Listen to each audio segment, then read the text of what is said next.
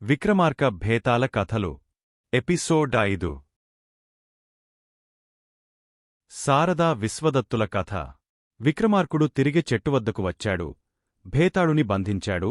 భుజముపై వేసుకుని సన్యాసి ఆశ్రమానికి బయలుదేరాడు. తప్పించుకొను మార్గము నెరింగిన భేతాళుడు మరల నీకొక కథ నిట్లు చెప్పుట ప్రారంభించాడు. విక్రమార్క మహీపాలా, నీకొక చక్కని కథ చెబుతా. విని నా సందేహానికి తగిన సమాధానమిమ్ము. పూర్వకాలంలో ఆంధ్రావనియందు విజయదుర్గము అను పట్టణము ఉండేది. ఆ పట్టణమున సోమశేఖరదత్తు అనువాడు ఉండేవాడు. ఆతని ఏకైక పుత్రిక శారద. సుగుణాల రాశి, సౌందర్యవతి. సోమశేఖరదత్తు చెల్లెలి కుమారుడు విశ్వదత్తు. విశ్వదత్తుని తల్లి తన అవసానకాలములో తన పుత్రుని సోమశేఖరదత్తుకు అప్పగించి, వీడు అనాథుడుగాకుండా పెంచి పెద్దజేసి నీ పుత్రికనిచ్చి వివాహము గావింపుము. ఇదియే నా కడసారి కోరిక అని చెప్పి కళ్ళుమూసింది. సోమశేఖరదత్తు విశ్వదత్తుని తన ఇంటనే ఉంచుకుని పెంచి పెద్దచేశాడు. కాని విశ్వదత్తు పెద్ద అగుచున్న కొద్దీ మొద్దుగా తరచూ అయ్యాడు. చూస్తూ చూస్తూ విద్యలేని సోమరిపోతుకు తన కూతురును ఇవ్వడానికి సోమశేఖరదత్తు మనస్సులో బాధపడ్డాడు. అయినా చెల్లెలుకు తాను ఇచ్చిన వాగ్దానము నిలుపుకొనుటకు, విశ్వదత్తుని విజ్ఞానిగా చేయుటకు అతడు బాగా ఆలోచించాడు. కాశీనగరంలో ఉన్న తన మిత్రునికి ఒక లేఖ వ్రాసి ఇచ్చి విశ్వదత్తుని కాశీనగరం పంపించాడు. సోమశేఖరదత్తు మిత్రుడు చంద్రశేఖర్మ. అతడు మహాపండితుడు. అతని విద్యాబోధనలో విశ్వదత్తు అన్ని విద్యలలోనూ పరిపూర్ణుడైనాడు. అప్పటికి విశ్వదత్తునకు పరిపూర్ణ యౌవనం కూడా వచ్చింది. విశ్వదత్తు గురువుగారి శిక్షణలో మంచి సత్ప్రవర్తనము, వినయ విధేయతలు, లోకజ్ఞానమూ గడించుకొన్నాడు. దుర్వ్యసనాలను దగ్గరకు రానియకుండా మంచి గుణాలను అలవాటు చేసుకొన్నాడు. ఒకనాడు విశ్వదత్తు గురువుగారి అనుమతి పొంది మామగారి ఇంటికి బయలుదేరాడు. అతనితో సహపాచేగు నిరంజనుడు కూడా బయలుదేరాడు. నిరంజన విశ్వదత్తులు విజయదుర్గము చేరుకొన్నారు. 5 ఏండ్ల కాలం తను కాశీనగరంలో ఉండుటవలన విజయదుర్గము వింతగా కనిపించింది విశ్వదత్తుకు. అప్పటిలో ఉండే చిన్న చిన్న ఇల్లు భవనాలు అయినాయి. విధులు విశాలముగా చాలా అందముగా ఉన్నాయి. ఆ వింతలు, పూర్వం విన్న పరిస్థితులు, అప్పటి పరిస్థితులు అన్ని విశ్వదత్తుతోటి సహపాజీగు నిరంజనకు చూపించుచు తీసుకుని రాసాగినాడు విశ్వదత్తు. క్రమముగా మరొక భవనము ముందుకు వచ్చారు. అప్పుడే ఆ భవనము నుండి ఒక కన్య వచ్చి ప్రక్క గృహములోనికి వెళ్ళింది. ఆ కన్యసు చూచి నిరంజనుడు ఎంతో మోజుపడినాడు, ప్రేమించినాడు. ఆ కన్య ఎవరో కాదు, విశ్వదత్తునికి కాబోవు భార్య శారద. విశ్వదత్తు మాత్రము ఆమెను చూచిన వెంటనే గుర్తించినాడు. నిరంజనుడు తన కోరిక విశ్వదత్తునికి చెప్పినాడు. ప్రక్కకు పిలిచి, ఎట్లైన తనకు ఆ కన్య లభించునట్లు చేయు మని ప్రార్థించినాడు. ఆ కన్య తనకు లభించని నాడు ఆత్మహత్య చేసుకుందునని కూడా తన తుది నిర్ణయం కూడా వెల్లడించినాడు. విశ్వదత్తుడు, ఈ కన్య నాకు కాబోవు భార్య, నా మేనమామ పుత్రిక అని చెప్పివైచిన ఎట్లుండిడిదో, కాని విశ్వదత్తు మిత్రుని యొక్క ప్రార్థనతో ఆ మాట చెప్పలేకపోయాడు. పైగా నీకా కన్య లభించుట కొరకే ఆమె తల్లిదండ్రులితో మాట్లాడెదను అని వాగ్దానం చేసినాడు. తరువాత విశ్వదత్తు మిత్రునితో ఆ గ్రామమున ఒక ఇంట బస చేసినారు. విశ్వదత్తు మిత్రుని జూచి, మిత్రమా, నేను వచ్చువరకు నీవు ఇక్కడనే యుండుము. మా మామగారి గృహమును ఆనవాలు పట్టలేకున్నాను. ప్రయత్నించి తెలిసికొనివత్తును. అట్లాగే ఆ కన్య యొక్క తల్లిదండ్రులతో కూడా మాటలాడి వచ్చెదను అని చెప్పి తానొకడు అత్తవారి ఇంటికి వచ్చాడు. చాలకులమునకు వచ్చిన అల్లుని చూచి అత్తమామలు, కాబోవు భర్తను చూచి శారదయు మిక్కిలి ఆనందించిరే. తరువాత విశ్వదత్తు అత్తమామలను శారదను రహస్యముగా ఒక గదిలోనికి పిలిచి తన మిత్రుని కథ ఎంతయు చెప్పెను. మీరు ఈ విషయమున నిర్లక్ష్యము చేసిన అతడు మరణించును. అందువలన మిత్రుని చంపుకున్న పాపము నాకును, బ్రహ్మ హత్యాపాతకము మీకును సంభవింపగలదు. కావున మీరందరును విషయమును త్రోసి పుచ్చకుడు.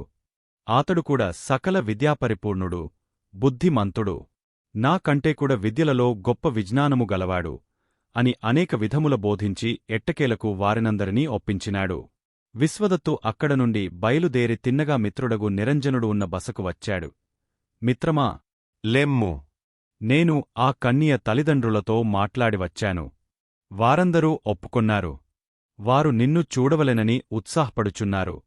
పెండ్లి ముహూర్తము కూడా నిశ్చయించుకొందాము అని పలికినాడు. నిరంజనుడు ఉత్సాహంతో మిత్రుని వెంట బయలుదేరాడు. సోమశేఖరదత్తు నిరంజనుని చూచినాడు. శారదయు జూచినది. నిరంజనుని రూపురేఖలు, నమ్రత గమనించారు. శారదకు వెంటనే ఒక ఆలోచన కలిగింది. అందుచే ఆమె నిరంజనునితో కొంచెము మాట్లాడవలసియున్నది అని తన కోరికను తెలియపరచెను. అందుకు అందరూ సమ్మతించిరి. వారిద్దరూ ఒక గదిలోనికి పోయరి. ఒక అరగంట సేపటికే వారిద్దరూ మందహాసంతో బయటకు వచ్చారు.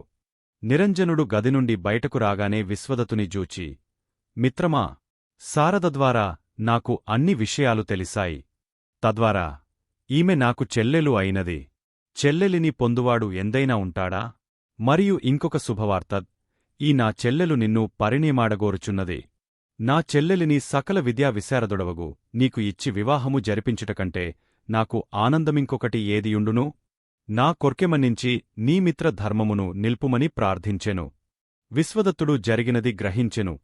శారద సత్యమును వెల్లడించి నిరంజనుని మనస్సును మార్పించే నని గ్రహించెను. తరువాత కొద్ది రోజులకే శారద, విశ్వదత్తుల కళ్యాణము జరిగినది. మహారాజా, వింటివిగదా కథ, ఇందు ఎవరి త్యాగము ఘనమైనది అని భేతాళుడు విక్రమార్కుని ప్రశ్నించెను. విక్రమార్కుడు 2 నిమిషములాలోచించి, భేతాళా, సోమశేఖర దత్తు గృహయజమాని. ఆతని మాటకు ఆయింట తిరుగులేదు. మరియు తన చెల్లెలికి వాగ్దానము గావించినవాడు. విశ్వదత్తుని జామాతగా పొందుటకు అన్ని విద్యలు నేర్పించినవాడు. అట్టివాడు మేనల్లుని కోరికపై ముక్కు మొగమెరంగని నిరంజనునికి తన ఏకైక పుత్రికనిచ్చుటకు సమతించినాడు.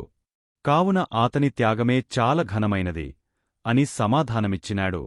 వెంటనే నియమభంగమగుటచే తిరిగా భేతాళుడు ఎగరి వృక్షము పైకి చేరుకొన్నాడు. విక్రమార్కుడు మరల విసుగుచెందక వృక్షము దిక్కు బయలుదేరాడు. నచికేతుని కథ. విక్రమార్కుడు వృక్షమును సమీపించి భేతాళుని బంధించాడు. భుజముపై వేసికొని ఆశ్రమానికి బయలుదేరాడు. తప్పించుకొను మార్గము. నెరింగిన భేతాళుడు మరల ఇంకొక కథ ప్రారంభించాడు. మహీపాలా, మార్గాయాసం కలుగకుండా ఒక చక్కని కథ చెబుతా వినుము. పూర్వం వాజస్రవుడు అను ముని ఉండేవాడు. అతడు సత్యపుత్రుడు. కలలో కూడా అసత్యము చెప్పుట ఎరుగడు. అతని కుమారుడు నచికేతుడు సకల విద్యాపరిపూర్ణుడు. తండ్రివద్దనే విజ్ఞానమును ఆర్జించినాడు. వాజస్రవుడు ఒకప్పుడు విశ్వజిత్తు అనుయాగము చేయుటకు సంకల్పించుకొన్నాడు. ఆ యాగము చేయువారు తమకు ఉన్న దంతయు దానము చేయాలి. చేయకపోతే యాగఫలము దక్కదు, మోక్షము కూడా లభించదు. వాజస్రవుడు దానం చేయునప్పుడు పుత్ర వ్యామోహంతో మంచివి కుమారునికి ఉంచుచు తక్కినవి దానం చేస్తున్నాడు. ఆ మునికి గోసంపద చాలా ఉంది. ఆ గోవులలో పాలు సమృద్ధిగా ఇచ్చు గోవులను కుమారునికి ఉంచుతూ బక్కచిక్కిన వానిని దానము చేయసాగెను. నచికేతుడు ఈ దానములను చూచి మిక్కిలి విచారించాడు. అయ్యో, మా తండ్రి పుత్రవ్యామోహం వల్ల దానంలో కూడా స్వార్థము చూపుతున్నాడు. ఇట్టిదానము వలన సద్గతి ఎట్లు లభించును అని తలంచి తండ్రిని చేరి, నాన్నగారు, మీరు తలపెట్టిన కార్యము చాలా పవిత్రమైనది, మోక్షము నొసగునది. కావున మీరు నాపైగల మమకారం విడిచి మీ కార్యమును కొనసాగింపు డని ప్రార్థించెను. తండ్రి వినలేదు. అతడు యథాప్రకారముగా మిగిలినవానిని దానము చేయుచుండెను. మంచివి ఉంచుచు కుమారుడు అదిచుచి సహింపలేకపోయాడు. తండ్రి, మీరి వస్తువులు గోవులను విశ్వజిత్తు యాగమునకని మహారాజుల నుండి ఆర్దించి తెచ్చినవేగదా, కాని కొన్నిటిని మీరే సంగ్రహించుచున్నారు. తస్కరులు, అసత్యవాదులు అను పేరుకూడా మీరు ఈ దానాల వల్ల పొందనున్నారు. ఇంతవరకు మన వంశమునదు అన్నుతవాదులు జన్మించలేదు అని మీరే అనేకసార్లు చెప్పియున్నారు. మీ వాక్యంను మీరే విస్మరించుట మంచిది కాదు అని హెచ్చరించాడు. తండ్రి అప్పటికి కూడా వినలేదు.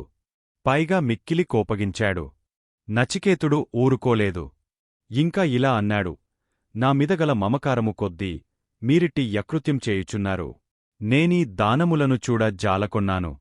నన్నుకూడా ఎవరికైనా దానమొసంగుడు, అప్పుడు మీరు సర్వసంగ పరిత్యాగులు కాగలరు అన్నాడు.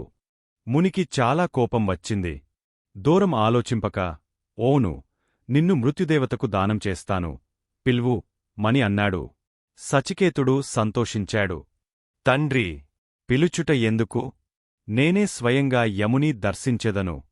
మీరు యాగమును పూర్తిచేసి మోక్షమును పొందుడు అని పలికి యముని దర్శించుటకే తండ్రి యనుమతిని కోరెను. ముని తాను కోపమున అన్న మాటలను మననం చేసికొన్నాడు. అయ్యో! ఎంత పని జరిగినది! యముని వద్దకు పంపకపోతినా అసత్యవాదిని కాగలను. పితృదేవతలు నాపై ఎలిగ శపింతురు. పంపించినచో ఉన్న ఒక్క కుమారుడు దూరమగుతాడు. ఇక నే జీవించుట ఎట్లు? ఎందుకు? అని కుమారునికి యనుమతినిచ్చుటకు వెనుకాడెను. నచికేతుడు తండ్రి మనస్తాపం గ్రహించి, నాన్నగారు, మీరు అల్పులవలే అవివేకములో మునుగుచున్నారు. ఎన్నిటికేనను ఈ మృత్యువు తప్పునది కాదు. పుట్టుట గిట్టుట మానవనేజమే కదా. కావున తాము నాపై మమకారమును విడిచిపెట్టుడు. సత్యవాక్పరిపాలనము గావించి యశస్సుగాంచుడు అని ప్రార్థించినాడు. తండ్రి ఆలోచించాడు. ఓను, నా పుత్రుడన్నది నిజమే. ఈ మమకారములన్నీ సత్యవ్రతము కంటే చాలా అల్పములే అని తలంచుకుని కుమారుని ఆశీర్వదించి యమలోకంనకు పంపించాడు. మహారాజా, కథ వింటివిగదా. తండ్రి యొక్క మోక్షమును వాంఛించి యమలోకమేగిన కుమారుడు నచికేతుడు గొప్పవాడా, లేక సత్యశీలమునకే కుమారుని విడనాడిన తండ్రి వాజస్రవుడు గొప్పవాడా అని భేతాళుడు మహారాజును ప్రశ్నించెను. విక్రమార్కుడు ఆలోచించి, భేతాళా, నచికేతుడే గొప్పవాడు. తండ్రికి మాత్రమేగాక తన వంశమునకెల్లా అన్నుతదోషం కల్గకుండా ప్రవర్తించినాడు. ఇట్టి ఉత్తమాదర్శముగల నచికేతుని ఆ యముడు ఎట్లు స్వీకరించినలా మరి? ఆతడు ధర్మదేవత కూడా అని విక్రమార్కుడు తన సందేహమును వెల్లడించెను. సత్యం గ్రహించావు మహారాజా. యముడు నచికేతుని స్వీకరించలేదు. అతని శీలమునకు మెచ్చుకొని ఆత్మస్వరూపం అను ఆత్మజిజ్ఞాసను బోధించి ఆశీర్వదించి తిరిగా ఆతనిని తండ్రియగు వాజస్రవుని వద్దకు పంపివేసెను అని పలుకుచు ఎగరి వృక్షంను చేరుకొన్నాడు. విక్రమార్కుడు తిరిగి భేతాళుని బంధించి తెచ్చుటకు వెనుకకు మరలినాడు. తరువాత ఏం జరుగుతుంది అనేది నెక్స్ట్ వీడియోలో చూద్దాం. మా వీడియో మీకు నచ్చినట్టు అయితే లైక్ చేయండి, షేర్ చేయండి. ముఖ్యంగా సబ్స్క్రైబ్ చేసుకోవడం మరచిపోకండి. మీ సలహాలు సూచనలు ఏమైనా ఉంటే కామెంట్ చేయండి. సోషల్ మీడియాలో ఫాలో అవ్వండి.